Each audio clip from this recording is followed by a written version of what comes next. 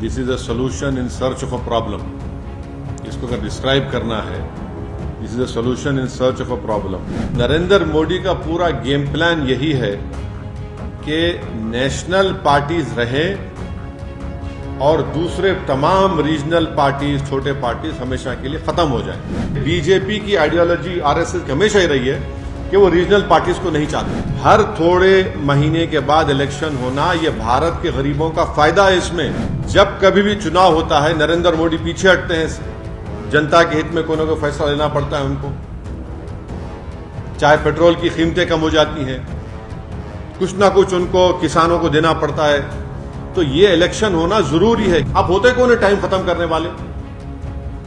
एक लेजिस्लेचर होगा, विधानसभा, तो उसका टाइम होगा ना, टाइम पर चलेगा, वो अपने टाइम पर खत्म होगा। आप कौन होते उसका टाइम खत्म करने के लिए? अच्छा, बीच में अगर सरकार गिर गई, क्या करेंगे आप फिर? ये जो कोविड कमेटी बनाई गई थी, उसके सामने भी मैं खुद गया था, जिसमें हमने इस वन नेशन वन इलेक्शन की मुखालिफत की। और हमारा मानना यह है कि this is a solution in search of a problem. इसको अगर डिस्क्राइब करना है, this is a solution in search of a problem. अब ये नहीं बताया जा रहा है कि ये करने की क्यों जरूरत पड़ रही है आपको। सरकार ये बोलती है कि आपके पॉलिसी पैरालिसिस होता है, कॉस्ट ऑफ एक्सचेकर को खर्चा होता है। पहले तो यह है कि मॉडल कोड ऑफ कंडक्ट किसी पॉलिसी मेकिंग को जो डेवलपमेंटल है और रूटीन इन नेचर है, उसको रोकता नहीं है,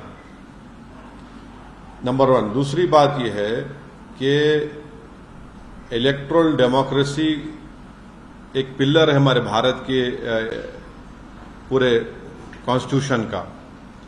अब ये वीक कंसिडरेशंस पर अगर सरकार, मोदी सरकार ये कह रही है कि हमको एक पूरे इलेक्शन एक साथ करा देंगे हम, एडमिनिस्ट्रेटिव कन्वीनियंस, इकोनॉमिक वायबिलिटी, तो अगर कॉन्स्टिट्यूशनल रिक्वायरमेंट्स अगर फाइनेंशियल और एडमिनिस्ट्रेटिव कंसिडरेशंस पे होगा तो ये तो अलग कॉन्सिक्वेंसेस होंगे, इसके एब्सर्ड कॉन्सिक्वेंसेस होंगे। तो फिर अगर आप ये बोलेंगे भाई सिविल सर्विस काम नहीं कर रहा है, पुलिस काम नहीं कर रही है, निकाल दो। जुडिशरी में बहुत से केसेस पेंडिंग है, जुडिशरी को बंद कर दो। तो ये ऐसा नहीं हो सकता है। इसीलिए ये जो वन नेशन वन इलेक्शन की बात नरेंद्र मोदी 2019 से कर रहे हैं, 2019 में जब उनको दोबारा कामयाबी मिली तो उस वक्त ऑल पार्टी मीटिंग हुई थी पार्लियामेंट की, लोकसभा की लाइब्रेरी में। उसमें तमाम पार्लियामेंट में जितने एमपीज थे, लोकसभा राज्यसभा के, उनके पार्टी के लीडर्स को बुलाया गया। उस मीटिंग में मुझे अच्छी तरह याद है कि मेरी पार्टी और लेट हमारे जो सीपीएम के लीडर सीताराम येचुरी, हमने इसकी मुखालिफत की थी। तो नरेंद्र मोदी का पूरा गेम प्लान यही है कि नेशनल पार्टीज रहें और दूसरे तमाम रीजनल पार्टीज, छोटे पार्टीज हमेशा के लिए खत्म हो जाएं।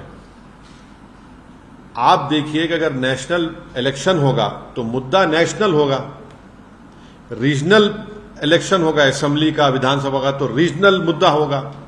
नरेंद्र मोदी ये चाहते हैं कि रीजनल मुद्दा कभी बने ही नहीं। इलेक्शन होगा, अगर हैदराबाद पार्लियामेंट का इलेक्शन होगा तो जाहिर है दिल्ली में जो भी जीत कर जाएगा क्या करेगा। असेंबली का तेलंगाना का इलेक्शन होगा तो भाई आप किसान को क्या देने वाले हैं, हाँ, आप कितने सोशल वेलफेयर के स्कूल्स खोलने वाले हैं, आप हैदराबाद के डेवलपमेंट के लिए क्या करेंगे।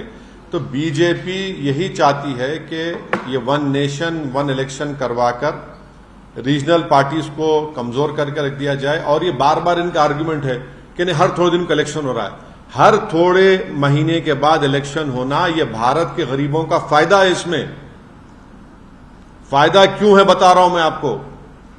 जब कभी भी चुनाव होता है, नरेंद्र मोदी पीछे हटते हैं। जनता के हित में कोई ना कोई फैसला लेना पड़ता है उनको।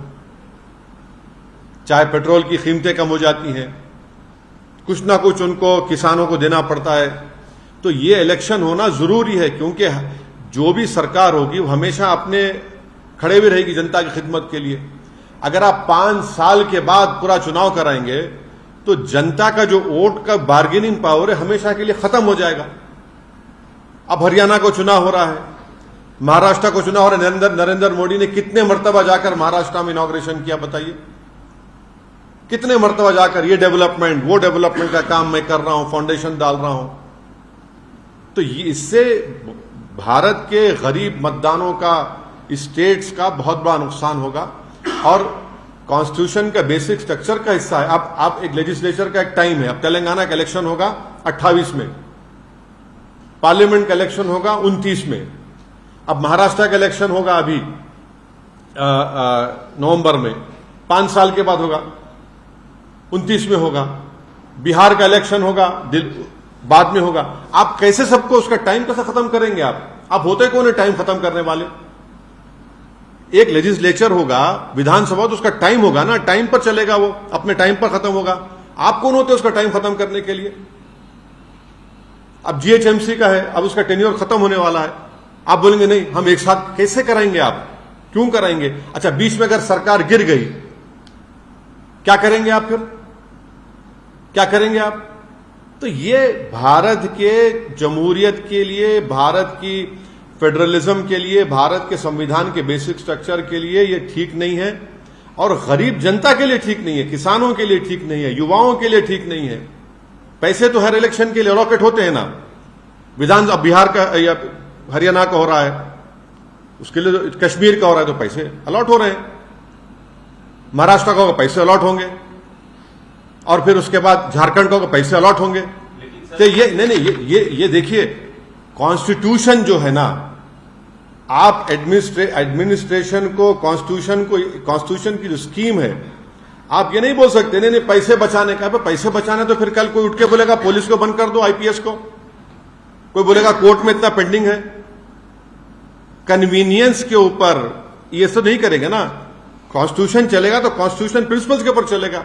तो बेसिकली नरेंद्र मोदी सिर्फ, क्योंकि बीजेपी की आइडियोलॉजी आरएसएस की हमेशा ही रही है कि वो रीजनल पार्टीज को नहीं चाहते, इसीलिए वन नेशन वन इलेक्शन का एक मार रहे हैं तुग्गा। हम तो इसकी मुखालिफत किए हैं और मुखालिफत करेंगे, अपोज करेंगे।